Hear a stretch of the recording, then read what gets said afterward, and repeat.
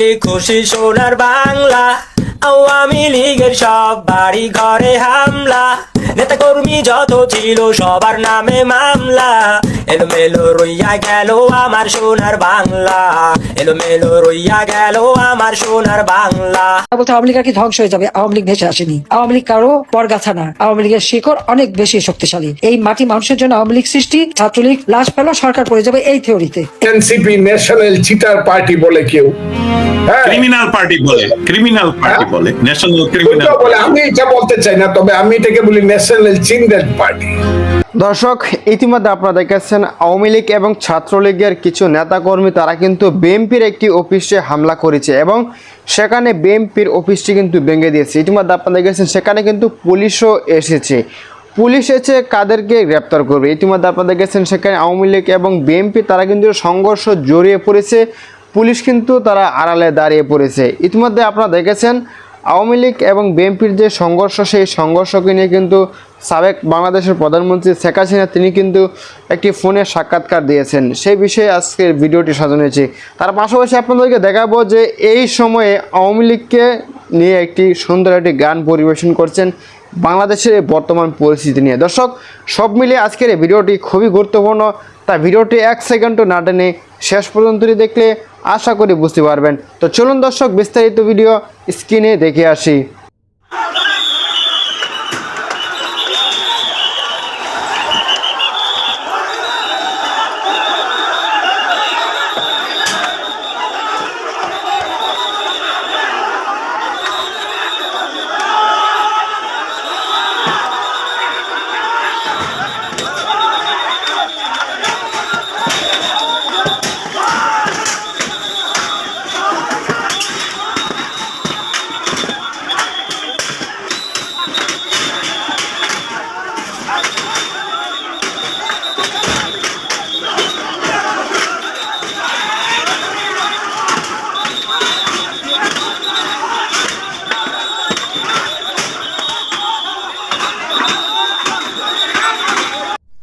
কাছে আওয়ামী লীগ খুশি সোনার বাংলা, আওয়ামী লীগের সব বাড়ি ঘরে হামলা, নেতা কর্মী যত ছিল সবার নামে মামলা, এলোমেলো রইয়া গেল আমার সোনার বাংলা, এলোমেলো রইয়া গেল আমার সোনার বাংলা, এলোমেলো রইয়া গেল আমার সোনার বাংলা, এলোমেলো রইয়া গেল আমার সোনার বাংলা।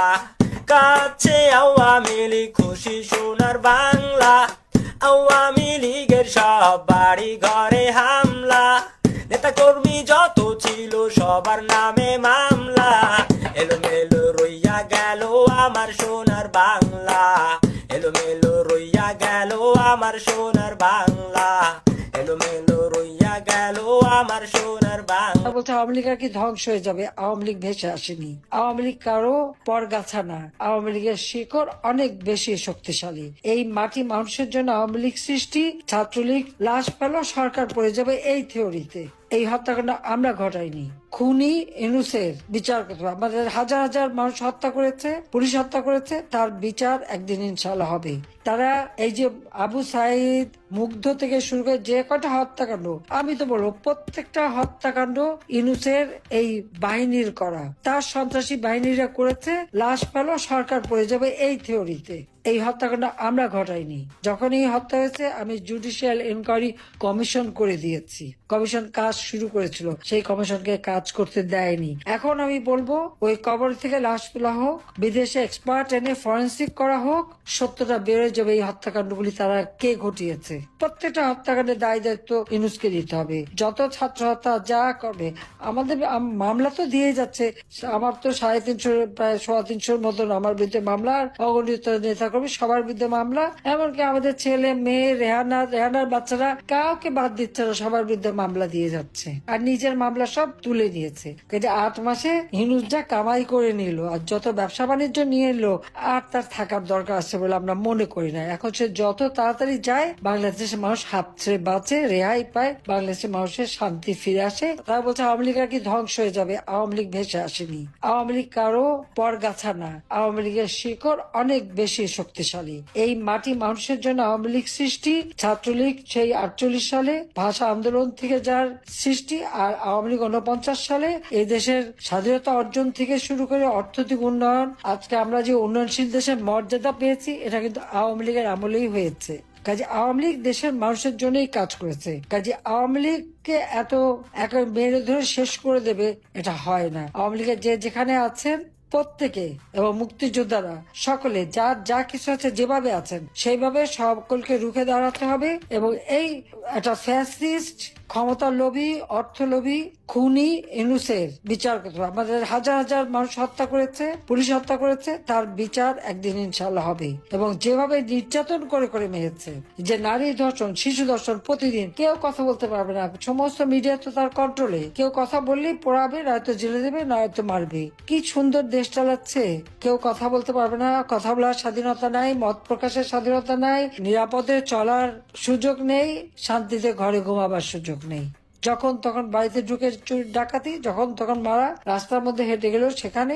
এই অবস্থা থেকে পরিত্রাণ পেতে হলে যার যা কিছু আছে তাই নিয়ে প্রস্তুত হয়ে যে যেভাবে পারেন সেখানেই প্রতিরোধ গড়ে তোলেন, নইলে এই দুর্বৃত্তের হাত থেকে দেশকে মুক্ত করা যাবে না। বাংলাদেশ আমরা স্বাধীন করেছি মুক্তিযুদ্ধের চেতনার বাংলাদেশ, অসাম্প্রদায়িক চেতনার উন্নত সমৃদ্ধ বাংলাদেশ হিসেবে আমরা ইনশাল্লাহ গড়ে তুলবো। এটাই আমাদের পত্রিকা। সবাই ভালো থাকেন, সুস্থ থাকেন। খোদা হাফেজ। জয় বাংলা, জয় বঙ্গবন্ধু, বাংলাদেশ চিরজীবী হোক। তারা আবু সাইদ মুগ্ধ থেকে শুরু করে যে কটা হত্যাকাণ্ড, আমি তো বলবো প্রত্যেকটা হত্যাকাণ্ড ইউনূসের বাহিনীর করা, তার সন্ত্রাসী বাহিনীরা করেছে। লাশ পেল, সরকার পড়ে যাবে, এই থিওরিতে। এই হত্যাকাণ্ড আমরা ঘটাইনি। যখন এই হত্যা হয়েছে আমি জুডিশিয়াল ইনকোয়ারি কমিশন করে দিয়েছি। কমিশন কাজ শুরু করেছিল, সেই কমিশনকে কাজ করতে দেয়নি। এখন আমি বলবো ওই কবর থেকে লাশ তোলা হোক, বিদেশে এক্সপার্ট এনে ফরেন্সিক করা হোক, সত্যটা বেরোয় যাবে এই হত্যাকাণ্ডগুলি তারা কে ঘটিয়েছে। ন্যাশনাল চিটার পার্টি বলে কেউ, ক্রিমিনাল পার্টি বলে, ক্রিমিনাল পার্টি বলে, ন্যাশনাল ক্রিমিনাল বলে। আমি এটা বলতে চাই না, তবে আমি এটাকে বলি national children party. Children party, children party একটা, দ্যাট ইজ ইভেন বেটার। এটা ভালো বলেছেন খুব। চিলড্রেন পার্টি, এই ছেলেপেলেদের পার্টি যখন বলে কিসের ইলেকশন, হাসিনার ফাঁসি না হইলে ইলেকশন যারা চাবে এরা হইলো বিশ্বাসঘাতক ভারতের দালাল। এখন নিয়োগ করতে যখন কর্মচারীরা অর্ডার করবো কিসের ইলেকশন, কিন্তু অর্ডার দিতে পারবেন না। আর এর পিছনে একটা কালো শক্তি আছে, যে শক্তিটা রাতের আধারে হাঁটে 54 বছর যাবত। 1971 সনে পরাজিত হয়েছিল সেই শক্তিটি, যখন বাঙালি জাতির মুক্তিযুদ্ধ শুরু হয়েছিল। হাজার বছরের স্বপ্ন নিয়ে যখন বাঙালি জাতি মনে করেছিল যে আমার যে বাঙালি মায়ের হাজার বছরের কান্না, ছেলে ঘুমালো, পাড়া জোড়ালো, বর্গি এলো দেশে, বুলবুলিতে ধান খেয়েছে, খাজনা দিব কিসে, ধান ফোরালো, পান ফোরালো, খাজনার উপায় কি, আর কটা দিন সবুর করো শুন বুনেছি। এই যে আমার মায়ের বোনের হাজার বছরের মুনাজাত, মুসলমান মায়েরা নামাজ পড়ে বলতো, হে খোদা আমাদেরকে এমন এক অমৃতের সন্তান দাও যে সন্তান আমাদেরকে স্বাধীনতা দেবে। হাজার বছর ধরে বাংলার হিন্দু মায়েরা সন্ধ্যা বেলায় তুলসী তলায় গিয়ে ভগবানের কাছে প্রদীপ জ্বালিয়ে প্রার্থনা করত, হে ভগবান আমাদেরকে এমন অমৃতের সন্তান দাও যারা আমাদেরকে মুগ্ধসুদের হাত থেকে মুক্তি দিবে। সেই মায়ের বোনের অস্ত্র জল মুছিয়ে দেওয়ার জন্য যেদিন আমরা অস্ত্র ধরলাম বাঙালির ছেলেরা, দিনের পর দিন, মাসের পর মাস, আমার মতো ফজলুর রহমান মায়ের আদর, বাবার বাহুবন্ধনকে উপেক্ষা করে যখন যুদ্ধে গেলাম, দিনের পর দিন, মাসের পর মাস, আষাঢ় শ্রাবণের বৃষ্টি ভরা রাতে অমানিসার অন্ধকারে বাংকার থেকে যখন যুদ্ধ করলাম, স্বপ্ন যখন দেখলাম দেশ স্বাধীন হবে, বাংলার পূর্বাকাশে ঝলমল করে স্বাধীনতার রক্তিম সূর্য উঠবে, গণতন্ত্র হবে, মানুষের পেটের ভাত হবে, পরনের কাপড় হবে, স্বাস্থ্য হবে, চিকিৎসা হবে, শিক্ষা হবে, ধর্মনিরপেক্ষতার মাধ্যমে এই দেশে মানুষ মানুষ হবে, আমরা সারা পৃথিবীব্যাপী মাথা উঁচু করে বাঙালি জাতি দাঁড়াতে পারবো। তখন বাঙালির যে অধম সন্তানেরা, বাঙালির যে পাপী সন্তানেরা বাংলার মুক্তিযুদ্ধের বিরুদ্ধে যুদ্ধ করেছিল আল বদর আল শামস রাজাকার হিসাবে, সেই সন্তানেরা তারা পরাজিত হয়েছিল। সেই পরাজয়ের গ্লানি 54 বছরে তারা ভুলতে পারে নাই। তাদেরই আজকের প্ররোচনায় আমি দেখতেছি, এই অন্ধকারের কালো শক্তির প্ররোচনায় নির্বাচন দীর্ঘায়িত হচ্ছে, বাংলাদেশ আজকে করিডোর দিতে বাধ্য হচ্ছে আরাকানকে। ওই আমার সেন্ট মার্টিন দ্বীপ, যে সেন্ট মার্টিন দ্বীপ আজ থেকে 54 বছর আগে পাকিস্তানে তখন আমেরিকার রাষ্ট্রদূত ছিল ফারল্যান্ড। সেই ফারল্যান্ডে সে 1970 সনের 23শে মার্চ তখনকার বাংলার সবচেয়ে বড় নেতা 169 সিট পেয়ে যিনি পাকিস্তানের প্রধানমন্ত্রী হওয়ার কথা ছিল, সেই ফারল্যান্ডে সে শেখ মুজিবকে বলল, শেখ মুজিব আপনি স্বাধীনতা পাবেন, একটা কথা আপনি রাখেন, আমেরিকাকে আপনি সেন্ট মার্টিন দ্বীপটা একটু দিয়ে দিবেন স্টিমার বেরানোর জন্য। সেই বাংলার নেতা শেখ মুজিব কইছিল, আমার দেশের আমার মৃত্যু না হওয়া পর্যন্ত 1 ইঞ্চি মাটি আমি কাউকে ছেড়ে দেব না। এখন আমি জানি না সেন্ট মার্টিন দ্বীপ আমার আছে কিনা। আমি জানলাম আমার আরাকানে যাওয়ার জন্য আমার বাংলাদেশের ভিতর দিয়ে করিডোর দেওয়া হচ্ছে। আমি আরো অনেক কিছু জানি, যে কথাগুলো আস্তে আস্তে ধীরে ধীরে প্রতিষ্ঠিত হবে এবং মানুষ জানতে পারবে বর্তমান সরকারকে ক্ষমতা দীর্ঘায়িত করার জন্য বাংলাদেশের কত স্বার্থকে তারা কোথায় বিক্রি করে। আমি তাই আজকে মিয়ানমারের সাথে যে করিডোর দেওয়ার সিদ্ধান্ত এই অনির্বাচিত সাংবিধানিক সরকার যে গ্রহণ করলেন, আপনি যে কথাটা শুরু করলেন, এটা বাংলাদেশের সার্বভৌমত্বের জন্য হুমকি কি নয়?